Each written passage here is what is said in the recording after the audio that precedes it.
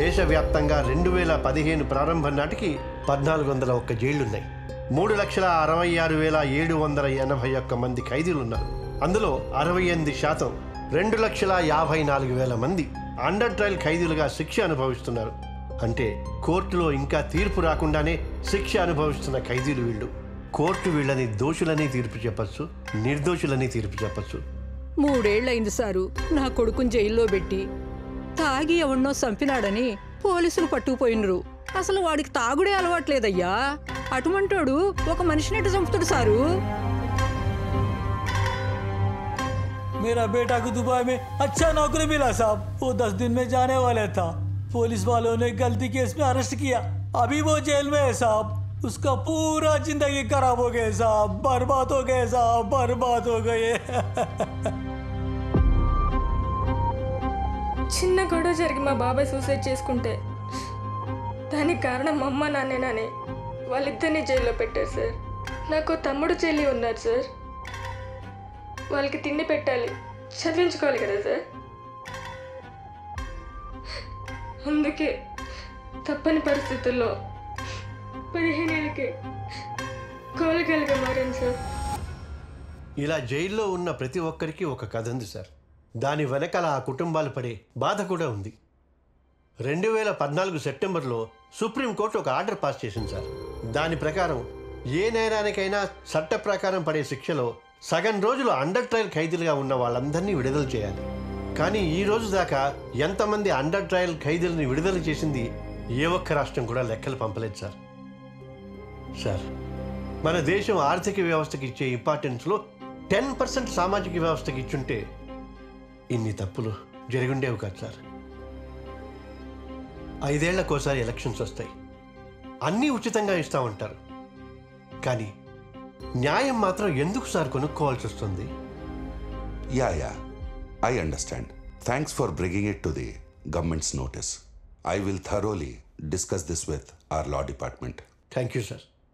Sir, ఇందులో 29 రాష్ట్రాలకు సంబంధించి అండర్ ట్రయల్ ఖైదీల లిస్టు, వాళ్ళ కేసుల వివరాలు మొత్తం ఉన్నాయి సార్. అందులో అర్హులైన వారికి, ప్రజలకు సెక్షన్ 211 మీద అవగాహన కల్పించండి సార్. हर कोई अगर आपकी तरह रेस्पॉन्सिबिलिटी दिखाए, हमारी देश बहुत जल्दी सोशल ग्रोथ देख पाएगी. సిటిజన్ రెస్పాన్సిబుల్గా ఉంటే 10% గ్రోతే సార్. అదే పొలిటీషియన్ రెస్పాన్సిబుల్గా ఉంటే 90% గ్రోత్. ఎందుకంటే చట్టాల్ని చేసేది వాళ్ళే, ఆ చట్టాల్ని ఇంప్లిమెంట్ చేసేది వాళ్ళే కాబట్టి. I understand. Thank you, Mr. Rajgopal ji.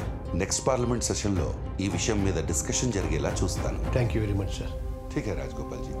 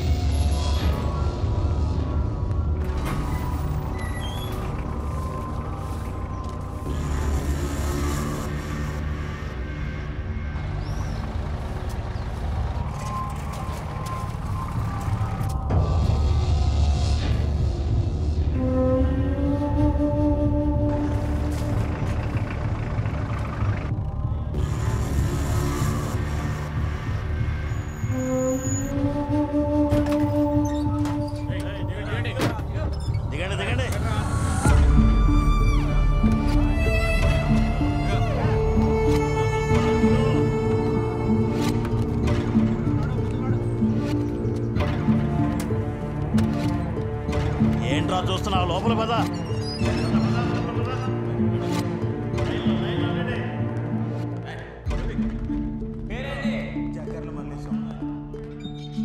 ఏం చేసి జైలుకి వచ్చినావు? దొంగతనం సార్. నెక్స్ట్ ఇకరా. పేరేంది? సూర్యప్రకాష్. పూర్తి పేరేంది? బండి సూర్యప్రకాష్. బండి సూర్యప్రకాష్. ఏం చేసి జైలుకి వచ్చినావు నువ్వు?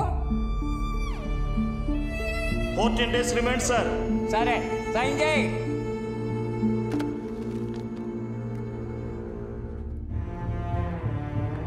నెక్స్ట్ ఎవరు? ఇక్కడ నుంచో. పేరేంది? షర్ట్ అయిపో. వెనక్కి తిరగవు. తిరిగి వెనక్కి తిరగవు. ఏ పాయింట్ కూడా ఇప్పు. పాయింట్ ఇప్పమంటే నిలబడి చూస్తావేంట్రా? పాయింట్ ఇప్పు.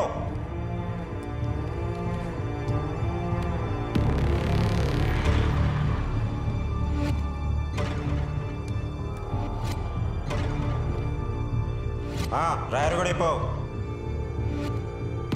డ్రైవర్ కూడా ఇప్పమంటుంటే.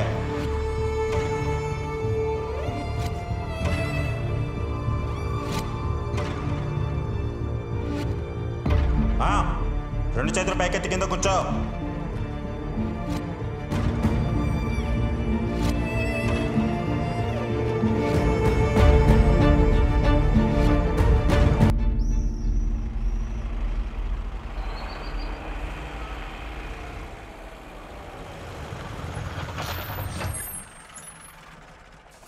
దిగండి దిగండి, తొందరగా దిగండి. దిగు దిగవయ్యా.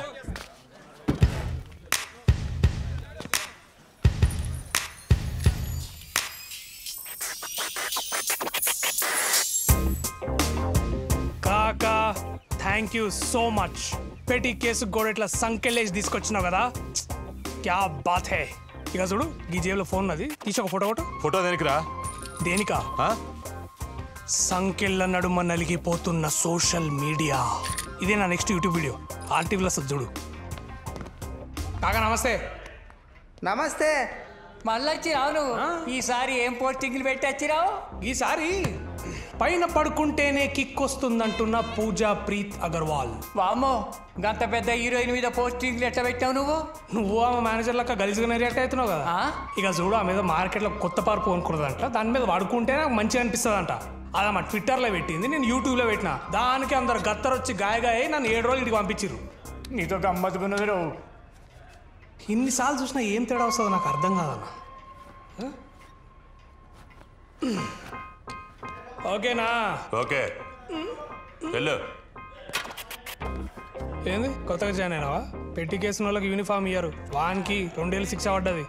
పొద్దుగా 7 వస్తారా నాయన. మీరు వెళ్ళి తొందరగా కానే ఉండే. తెలుగులో అసలు ఏ యూట్యూబ్ ఛానల్ లేదని సబ్స్క్రైబర్స్ నా ఛానల్ కూడా తెలుసా? సో అందుకని అర్జెంట్గా నువ్వు RTV యూట్యూబ్ ఛానల్కి సబ్స్క్రైబ్ చేయి.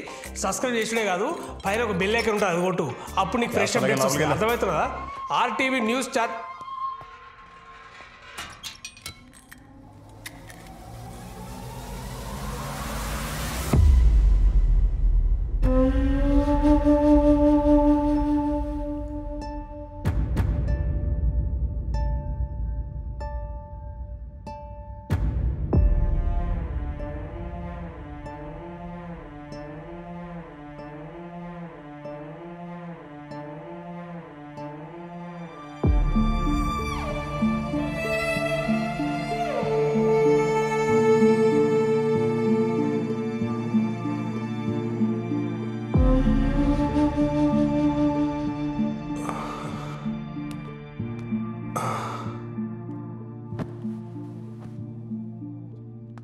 హే bro, hi, Radha Prakash, RTV Telugu YouTube channel MD with 1.34 million subscribers.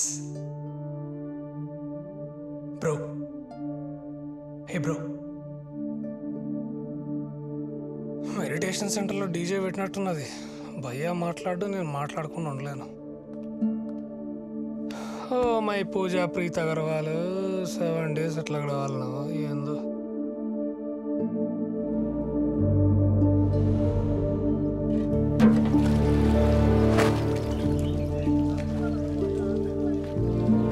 A bro, అట్లారేస్తురా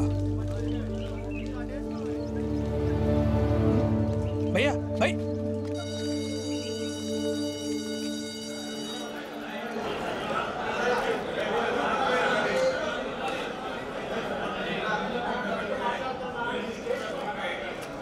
ఏంద్రా గీ లొల్లి, గింతగానం సౌండ్ పొల్యూషనా?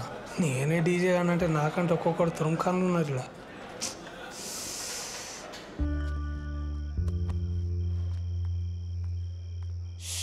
బాబా 5 ఏళ్ల సంది వస్తున్నా భయ్యా. గీ కిచెన్ మాత్రం ఫిష్ మార్కెట్లో తయారైంది భయ్యా.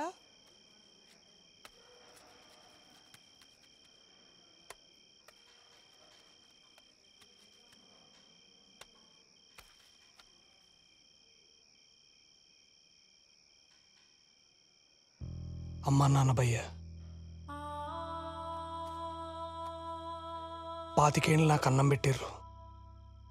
నేను కరెక్ట్గా వాళ్ళకి అన్నం పెట్టే టైంకి నన్ను వదిలేసి వెళ్ళిపోయారు. నన్ను వాళ్ళ భుజాల మీద ఎత్తుకొని మోసిన వాళ్ళు తొందరగా నా భుజాల మీద మోస్తాని నేను ఎప్పుడు అనుకోలే. అందుకే తినే ప్రతిసారి 2 ముద్దలు పక్కకు పెట్టుకుంటా. ఏదో నాతో ఉన్నారని ఒక ఫీలింగ్ అంతే.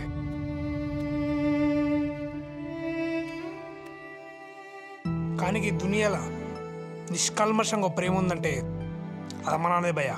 రాసిస్తాను భయ్యా. భయ్యా అరే భయ్యా, అరే అట్లా పడేసి భయ్య వాళ్ళు తప్పు మాట్లాడినా నేను. భయ్యా భయ్య ఒకసారి మాట్లాడు నాతోటి.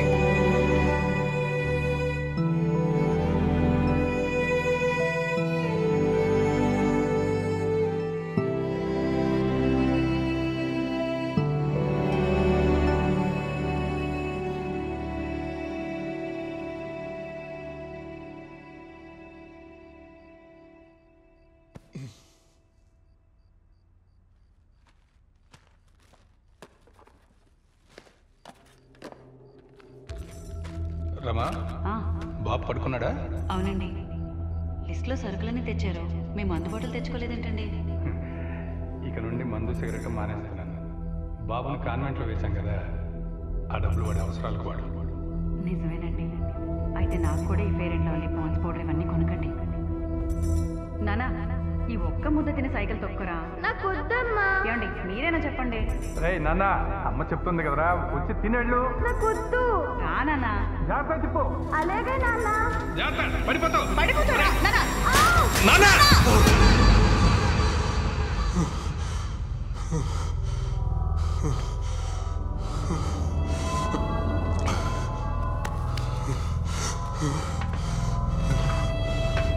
భయ్య ఏమైంది?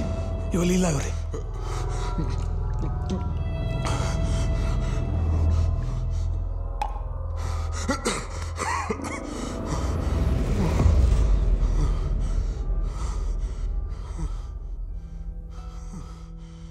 ఎందుకు భయ్య గొంతు గోడల్ని కట్టేస్తావు? ఏడైనా మంట మండితే వాటిని ఆర్పనికి దేవుడు మనకి నీళ్ళు ఇచ్చిండు. అదే మంట మన గుండెల్లో మండితే వాటిని ఆర్పనికి కన్నీళ్ళు ఇచ్చిండు. 5 ఏళ్ల సంధి కంటి కడికొచ్చి కన్నీళ్ళు ఆపుతున్నావు అంటే ఏదో జరిగింది భయ్యా. ఏం జరిగింది భయ్యా?